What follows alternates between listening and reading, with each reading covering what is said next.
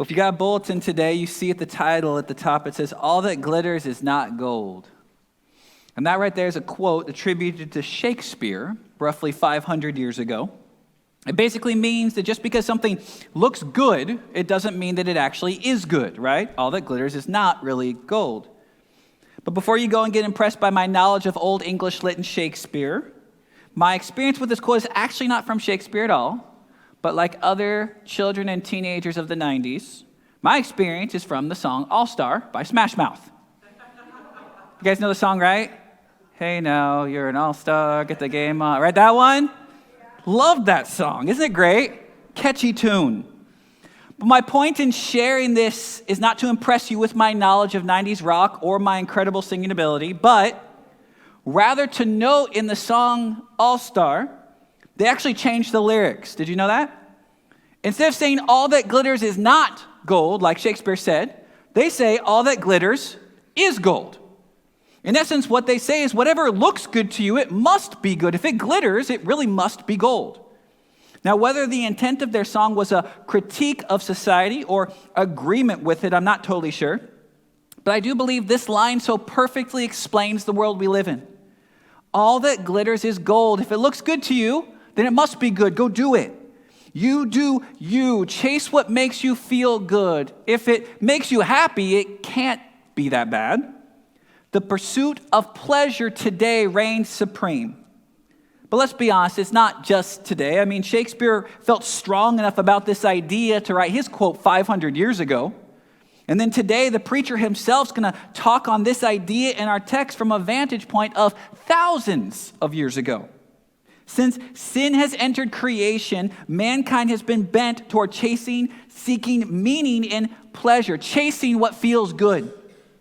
Because if, as the preacher has already concluded thus far in the book of Ecclesiastes, if our lives are an ending, meaningless cycle of repetition, then why not chase pleasure, right? Like, why not sprinkle in some good things in the midst of the difficulty, hardship, and toil we face each day? But again, church, not all that glitters is gold. Sprinkling in what we love may look like the help we need to make it through the week, or to even give our lives meaning. But what we find is, in the end, that lifestyle is too just vanity, striving after the wind. To see that, we're going to be in Ecclesiastes 2 this morning. Again, if you have your Bibles, you can turn there. We'll have it up on here at the screen as well. Ecclesiastes 2, verses 1 through 11. If you could stand with me to honor the reading of God's word as I read for us. Ecclesiastes 2, verses 1 through 11. It says this: I said in my heart, come now, I will test you with pleasure, enjoy yourself. But behold, this also was vanity. I said of laughter, it is mad, and of pleasure, what use is it? I searched with my heart how to cheer my body with wine, my heart still guiding me with wisdom, and how to lay hold on folly, till I might see what was good for the children of man to do under heaven during the few days of their life. I made great works. I built houses and planted vineyards for myself. I made myself gardens and parks and planted in them all kinds of fruit trees. I made myself pools from which to water the forest of growing trees. I bought male and female slaves and had slaves who were born in my house. I had also great possessions of herds and flocks, more than any who had been before me in Jerusalem. I also gathered for myself silver and gold and the treasures of kings and provinces. I got singers, both men and women, and many concubines, the delight of the sons of man. So I became great and surpassed all who were before me in Jerusalem. Also my wisdom remained with me, and whatever my eyes desired, I did not keep from them. I kept my heart from no pleasure, for my heart found pleasure in all my toil, and this was my reward for all my toil. Then I considered all that my hands had done and the toil that I expended in doing it, and behold, all was vanity and a striving after wind, and there was nothing to be gained under the sun. Amen. You could be seated. 2 Corinthians 13 says, examine yourselves. James 1 tells us to be doers and not just hearers of the word.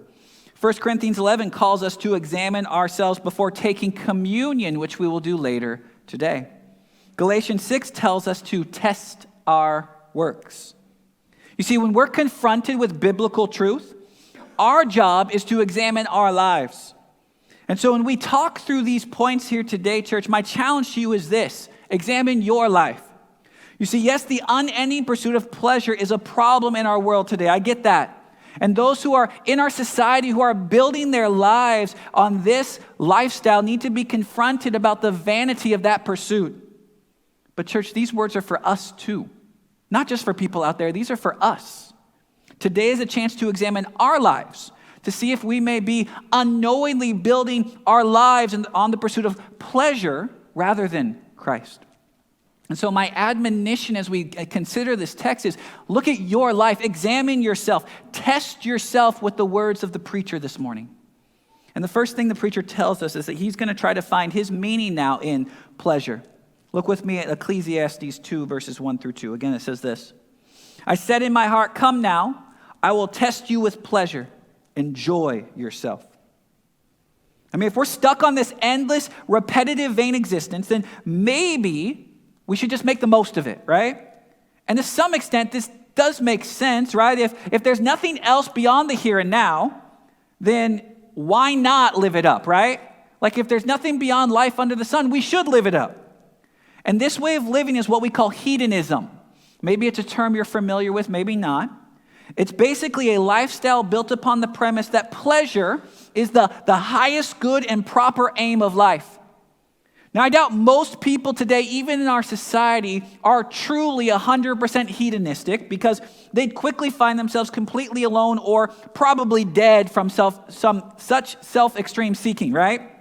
But we find elements of hedonism everywhere today, right? The whole concept of working for the weekend. Do you know what I mean? Working for the weekend, right? You put in your time at work to do what? To really go to the weekend and chase the things you really want to do, right? And so my whole existence during the week is just survive for this goal, this purpose of here's this pleasurable thing I really, really want to go do.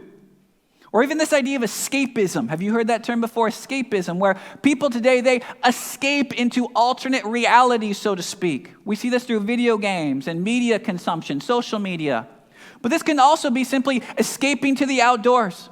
Like, I have to do this thing for my life to matter, for my life to keep going through the things I'm going through. These are, in some sense, the idea that I need this pleasurable thing in order for me to live.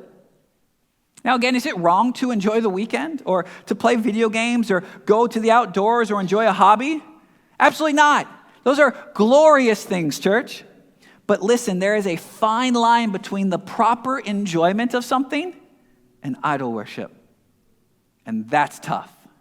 See, that's where we in church, we have to wrestle, don't we?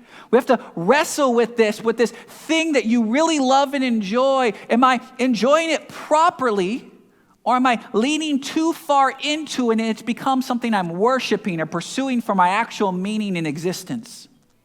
Church, we have to ask ourselves if the enjoyment of that good thing is actually drawing us closer to Christ and leading us to be on mission for Him, or is that good thing that we enjoy actually leading us further from Him? Now, I'm not saying you need to busy yourself with religious activity all day. Rest, the outdoors, relaxation, these are all glorious things that can lead us closer to Christ and can renew us to be on mission. But I find oftentimes our hobbies, our pursuits, the things that bring us pleasure in life, they often draw us away. So you know this, I was a university professor before, and I worked with a lot of university Christian students. And I'd often talk with them just about their rhythms in life. And one thing I found with many of my students is they just were so busy, right? Do you hear this? They're so busy with everything. They have no time to do Bible study or to pray or to meditate or study over the Word of God. They don't have time for that. They're too busy. And so, okay, let me push a little bit. How much time did you spend on video games yesterday?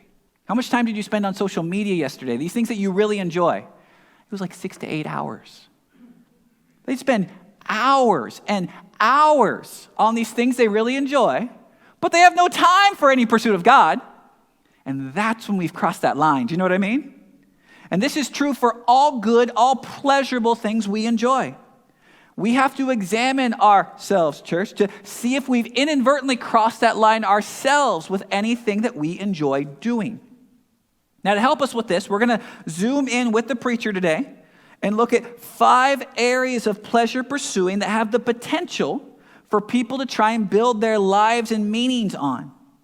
But before he gets there, he reminds us that a life built on the pursuit of pleasure, it's not going to go so well. Look back at verses 1 and 2 again. Again, come now, I will test you with pleasure. Enjoy yourself. What's the result? But behold, this also was vanity. I said of laughter, it is mad. And of pleasure, what use is it? I love that. Isn't that great? Laughter is mad. What's the use of pleasure? Just doing what feels good is ultimately vanity. It doesn't fulfill our deepest longings like we think it should. It isn't a life worth pursuing.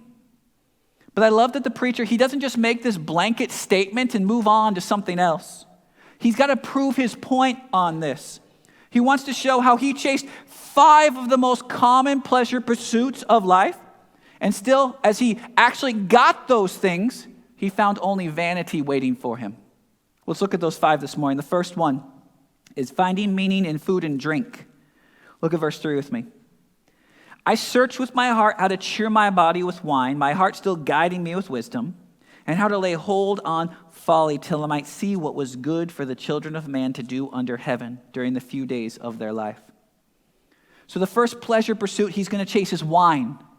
Now, scholars disagree whether or not the use of wine here was drunkenness or if it was actually just being like a fine wine connoisseur. But both really seem to fit in our text. You see that there? Like it says that he was foolish here. My heart still guiding with wisdom, but then how to lay hold on folly, right? That's the foolish consumption of alcohol. Basically, he partied. He hit the bars. He hit the clubs. He got drunk. He got wasted. He did all that stuff. Tried to say, hey, will my life find purpose and meaning in this? But then again in verse 3, it also says that his heart was still guiding him with wisdom. Do you see that? Scholars believe that might actually appear to be his drinking with wisdom, basically enjoying strong drink without getting drunk. He chose to get the finest vintage. He enjoyed the good stuff responsibly. And what he found in both of those pursuits, whether the drunkenness, the foolishness, or the fine wine connoisseur, was again meaninglessness. And while it's not mentioned here, church, I don't think it's too far of a leap to possibly include food in this pursuit as well. Do you know what I mean? Like, did you guys know that one of the most expensive meals in our world today is actually a taco? $25,000. It's Kobe beef, caviar, truffles, and a gold-plated taco shell. Now that sounds a little bit too much like Exodus 32:20, where Moses makes the Israelites drink the ground-up golden calf for me. So I don't know if I could splurge on that gold taco. But the preacher, he ate and drank like that. Like every meal was the fanciest ingredients and the highest quality drink. I think for a lot of people today, that's the desirable life, right? Spending each day eating and drinking whatever we want, the highest quality with unlimited quantity. You've got foodies, gourmands, connoisseurs, people who invest their lives in the pursuit of good food and drink. And as much as many of us may dream of a lifestyle where we can eat a $25,000 taco, or maybe more likely, $25,000 worth of $1 tacos, amen? Yeah. The preacher finds that life right there was still empty and meaningless. Food and drink, even the best, can't fill our souls and give our lives meaning. And so he turns his attention now to creativity. Look with me at verses 4-6 in chapter 2. He says here, I made great works. I built houses and planted vineyards for myself. I made myself gardens and parks and planted in them all kinds of fruit trees. I made myself pools from which to water the forest of growing trees. So now the preacher turns his pleasure pursuit to creative power and construction. And you guys might not know this about me, but I actually dabble in building things. I've got an example up here. So it's hard to see, but I actually built that. That's a climbing wall, some monkey bars, and like a play loft for my kiddos. And so I've built some other things. I built my kids' beds and some bookcases and things like that. And so if you're like me, you most likely get a lot of joy when you complete a project, right?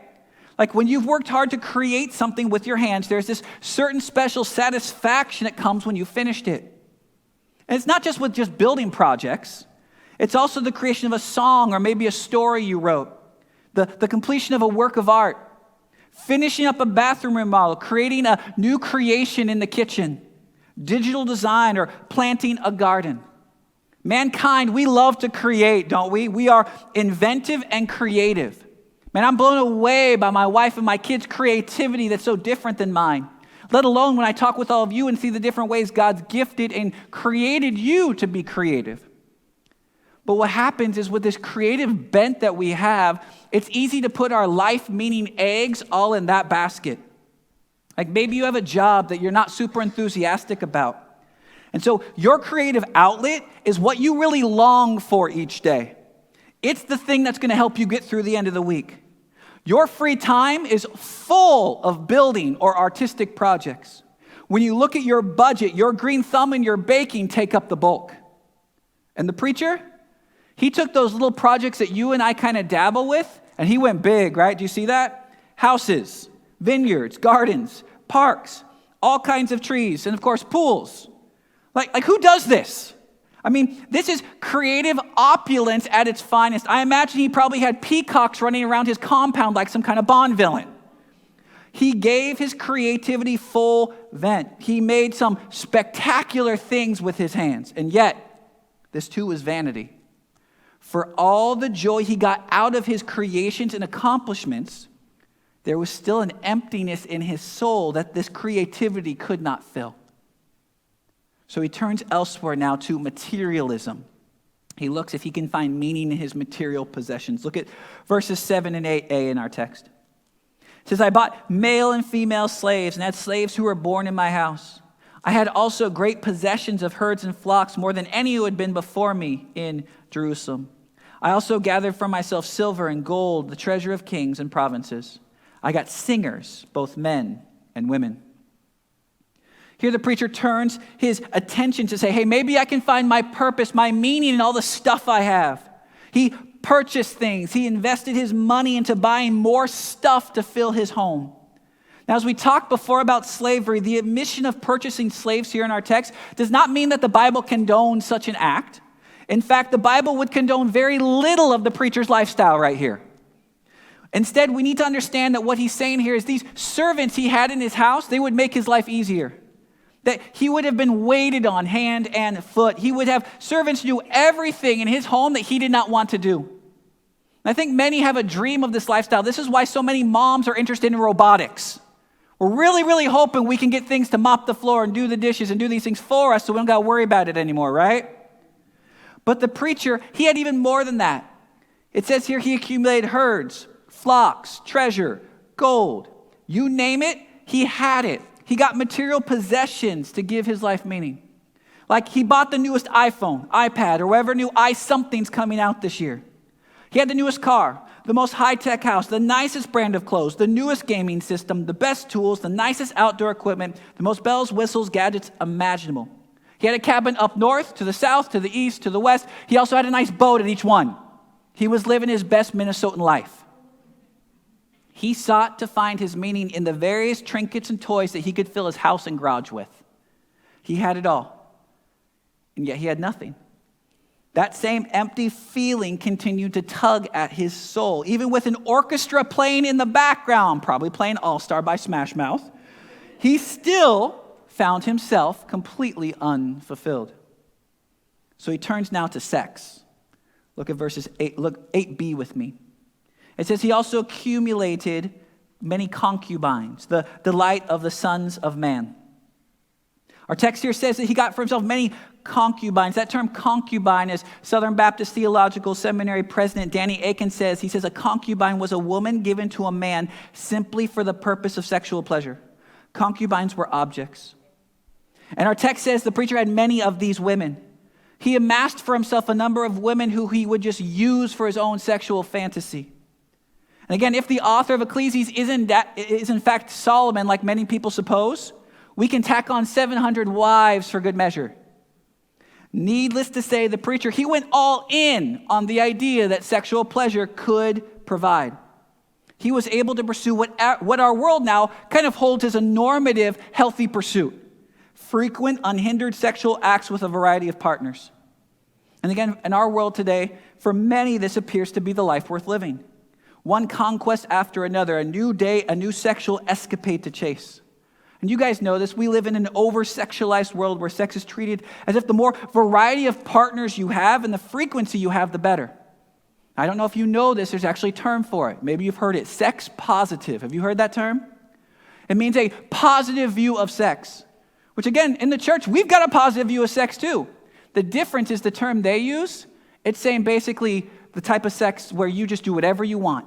Whatever feels good to you, whatever makes you happy, go have sex with anyone, with anything, all the time, that's good. And we see this, don't we? We see this, there's apps out there to this purpose, where you're just trying to find someone to hook up with. Our movies, our TV, our music reflect this reality when they speak of this type of sexual pursuit. The whole industry of pornography is built on this idea, church.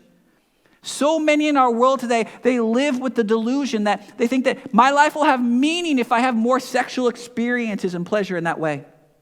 And yet the preacher says, with all of that, more than anyone in our world can even imagine, his life was still meaningless.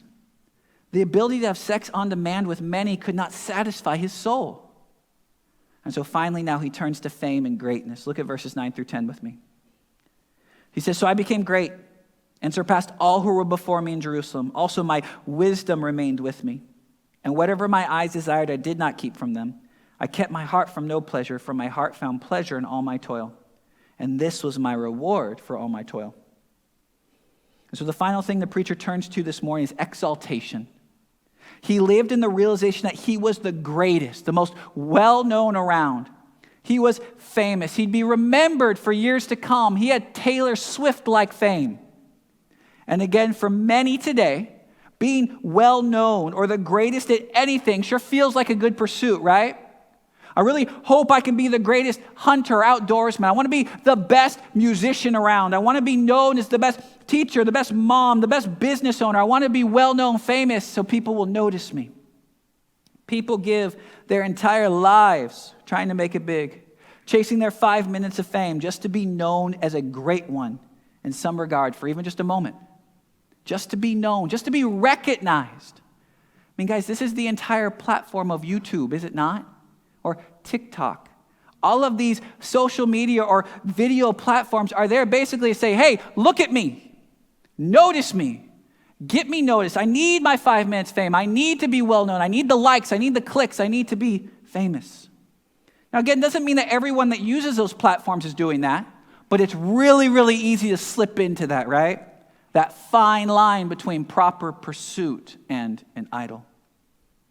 The preacher, he achieved the greatness that so many today long for, and what he found is his life was still lacking.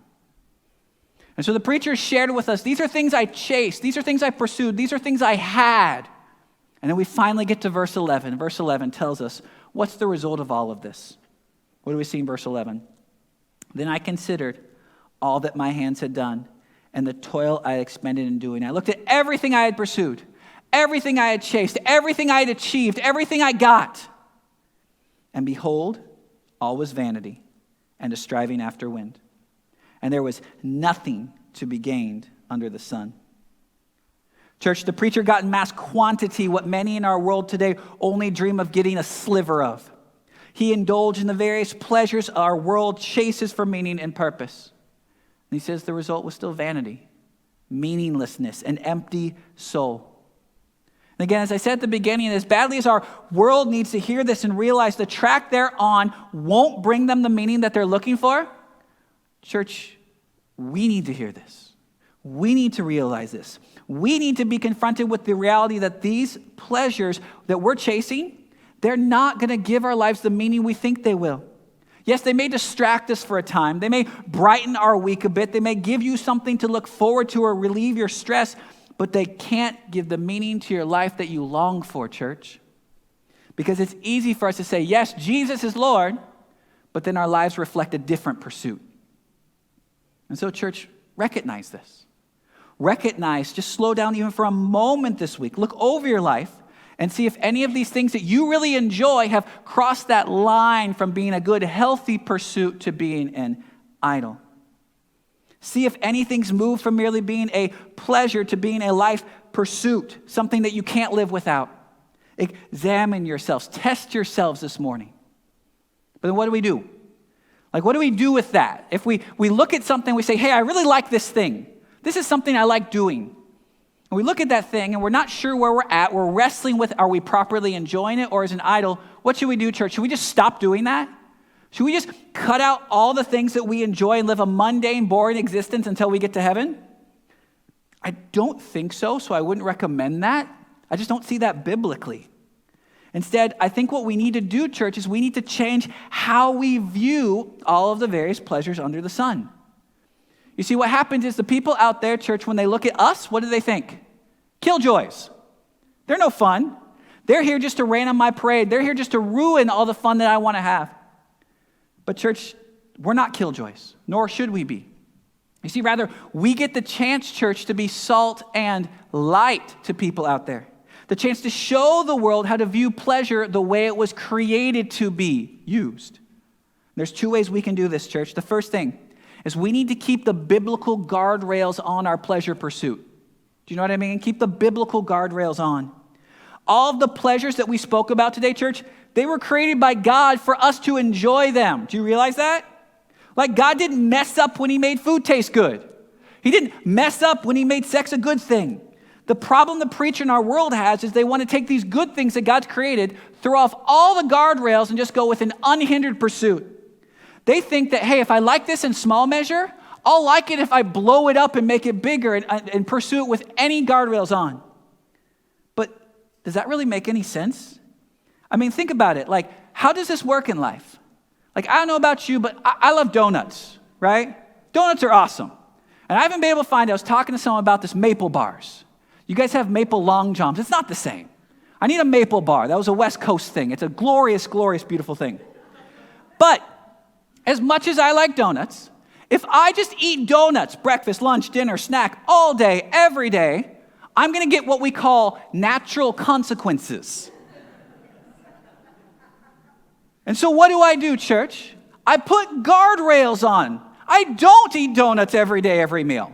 So we know this with so many other areas of life, but then we think for some reason, hey, with sex or with material possessions or with all these other things, let's just throw those guardrails off.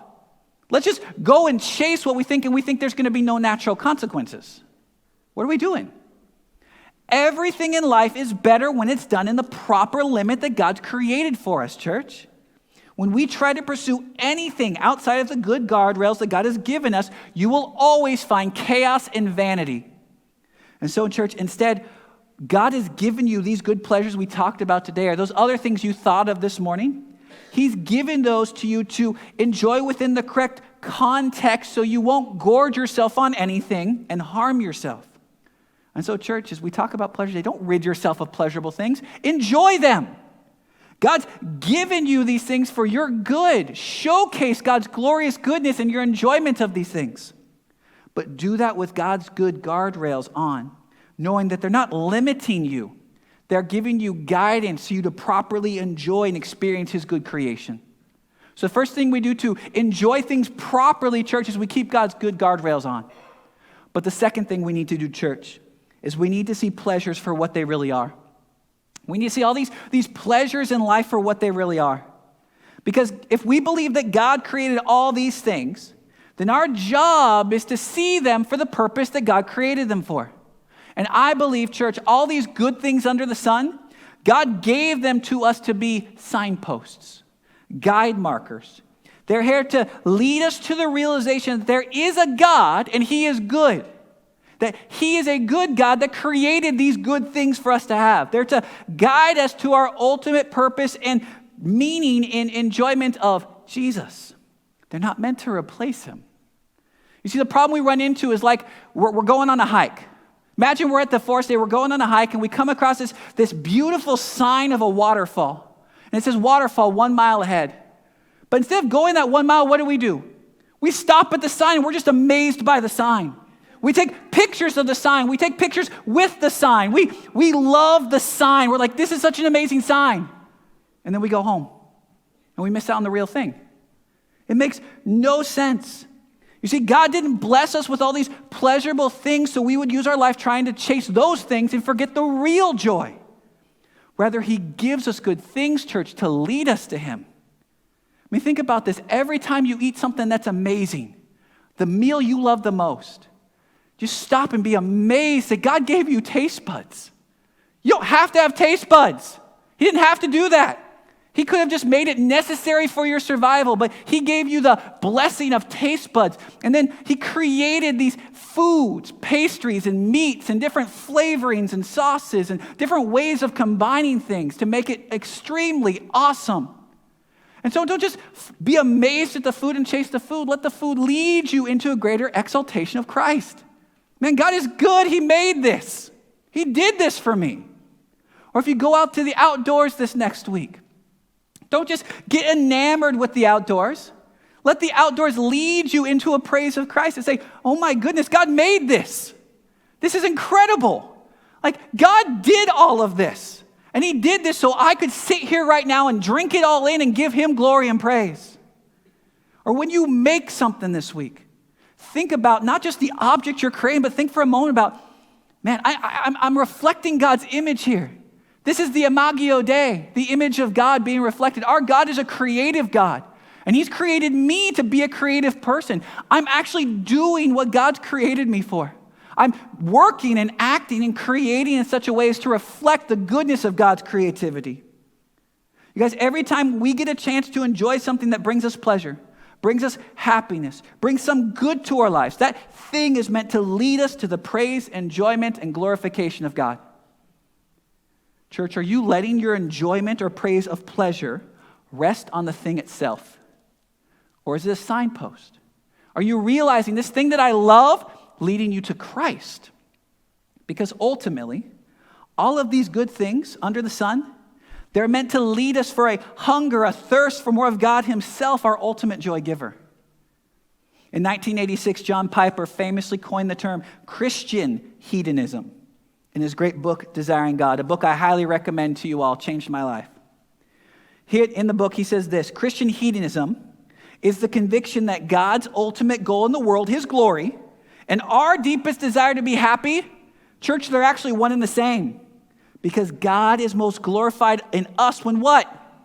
When we're satisfied in him, when he's our joy, when he's our treasure, when he's the thing that brings us the greatest joy in life.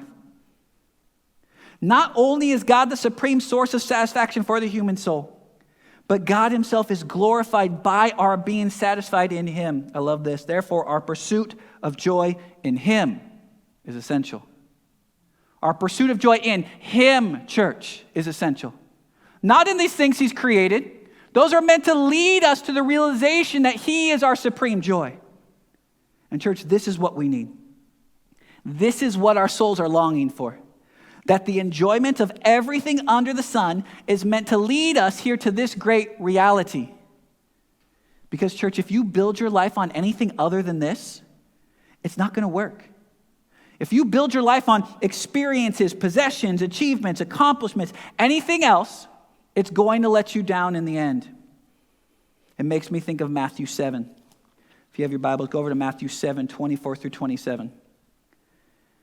Our text says this: Everyone then who hears these words of mine and does them will be like a wise man who built his house on the rock.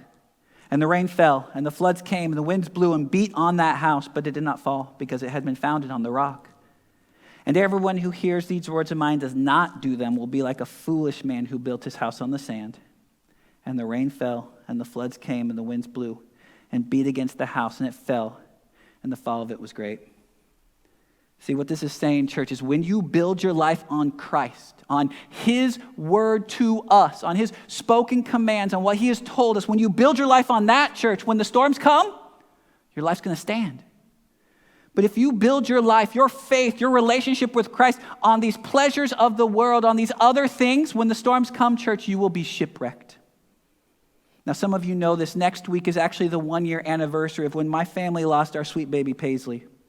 It was a tragic thing for our family, and even for you as a church to have to go through. Guys, we faced a storm. The rain fell. The floods came. The wind blew. And what statistics tell us about that reality, church, is it's not a good thing. I looked it up. Divorce rates are 8 times higher for couples who have lost a child. Depression and suicide rates are also significantly higher. But church, here we are. My wife, my family, here we are, beaten by the storms, absolutely. But we're still standing. Why? Because we're awesome? No. If you get to know us, you'll find that's not the truth. No. We're standing because we built our lives on Jesus. Instead of building our lives chasing fun or entertainment or hobbies or interests or pleasure, we built our lives on Christ. And so when our storm came, we stood. Our faith stood, our marriage stood, our family stood because of the grace of Christ, our strong foundation. Now, church, you need to realize your storms, they're going to come too. And the problem is, when your storms come, if you have not been building on Christ, it's too late to start building. If you say Jesus is Lord, but then your life really reflects you're pursuing these pleasures over here, you're building your life on something else. And when that storm comes, it's going to wreck you. If you're building your life on anything other than Christ, the storms will wreck you, church. They're going to wreck your faith. And you see this all the time, don't you? I see it all the time. People that are good church-going folk. But when you look at their lives deep down, the part that we don't get to see, they're really not building their life on Christ. They're building it over here, on this pursuit, on this fun, on this thing. And then the storm comes and they walk away from the church and everyone's shocked. Well, what happened? Why did they walk away? Because they weren't building on Christ to begin with. They were building on something else in life. And when the storm came, it revealed that their whole house was on faulty ground. When you build on anything other than Christ, it will wreck your faith, your family, your life. So church, my encouragement to you this morning is build your life on Christ. Enjoyment and exaltation of his name. Pursue your joy in him. See all of those good things that you enjoy in life, see them as what they are. They're guide markers to lead you closer to him, pointing to the supreme treasure that is Christ. Guys, all other ground out there, it's sinking sand. You know the song. It's so true. You can't fall for all that glitters out there, church. It's not gold. And so my hope and prayer is that you would see the supreme value of Christ and that you would run to him. You would be satisfied with him as your treasure.